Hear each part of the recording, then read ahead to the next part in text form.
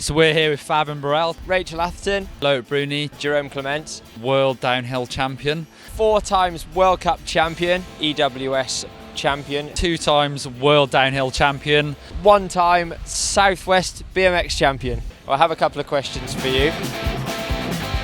I got first a few little sponsorship with shops that helps me, and then some brand that borrow me a bike for a year, and then after I get a little bit of sponsorship to pay at my expense.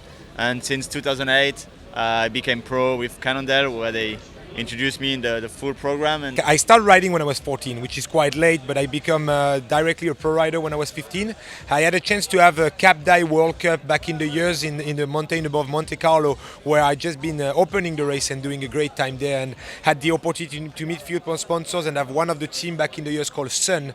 That was one of the biggest team. That's how I got involved into the sport and signed my first pro contract. Didn't really have a choice, it just kind of happened. Obviously both of my brothers raced, and that was the path that I got on, and yeah, it just kind of happened. I think that was always going to happen. So you were forced into it? Yeah, forced into it as a young child.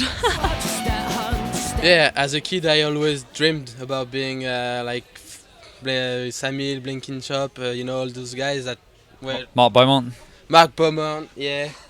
Now all the pros, like you want to be like them, but I never thought I was gonna be able to do it.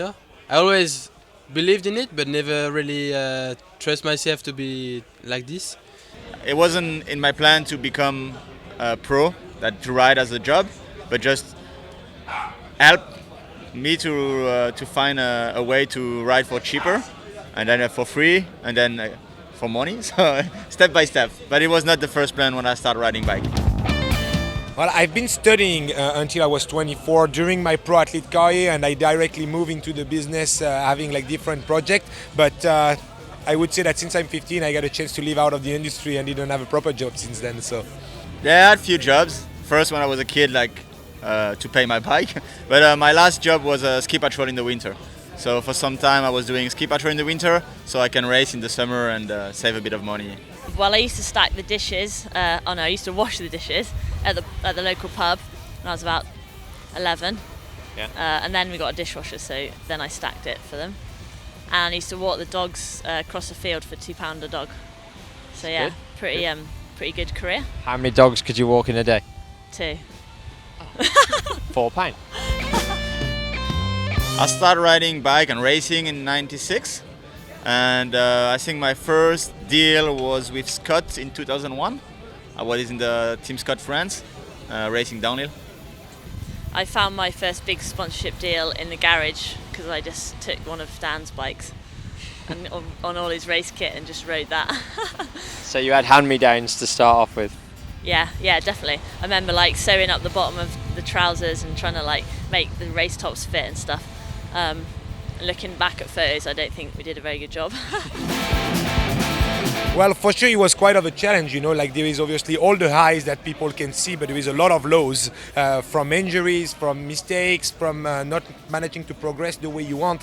And it is clearly a challenge, but I would say the passion of the sport and everything that I love about the sport really keep me motivated to go in my goals. First, I think I like to win. So it's a good motivation when you want to train, and every year you want to improve. So that's a good motivation. And on the other side, I'm aware that it's quite a good job. You can really complain when you ride all year long, and you travel around the world, ride good trail, do good races. So that's an easy one where you're a bit less motivated and you think about this. And I don't really want to go back to the office and have a day job. I think winning keeps you motivated for sure. When I'm not winning, I'm like, ugh, this is not that much fun. But as soon as I start winning, that's what I like and that's what I enjoy, and that's kind of what keeps me ticking because I love it. You have many things to do, but the first one is giving you the chance to become a pro. If you want to be a pro but you don't do anything to become a pro, you'll never be one. It's like when you want to have a good grade at school and you don't work for it, it's impossible. So Well, my first advice is first of all to be dedicated to training. What is hard is to train and be motivated to keep on going on your preparation without losing your self-confidence and your passion for the sport and the fun you have on the bike. And keep the fun on the bike, keep on working, and get in touch with the right person. Life is full of opportunities, and that's definitely the way to start becoming a pro rider. First thing, enjoy riding your bike. That's the main thing, and try to do some races. Try to be smart, not being a and maybe if you start speaking with some sponsors, they will pick you. I don't think I give very good tips because it's, you know, it depends so much on the individual. But you know, if I could tell myself something when I was kind of younger and getting into it, it would be to kind of, you know, try and like develop my strength, my physical strength a lot more like earlier.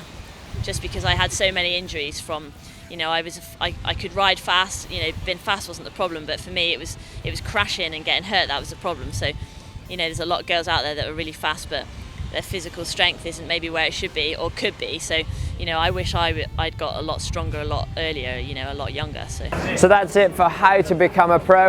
And if you'd like to know how I became a pro, well, I just love riding my bike every single day.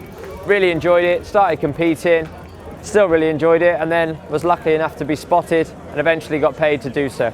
So it's definitely a cool job, but seriously hard work. And for more videos on GMBN, if you click up here for more Ask the Pro videos, and if you want to see the pros' bikes, you should definitely click down here for our Pro Bike playlist. And of course, if you don't want to miss a video, click on me to subscribe to GMBN.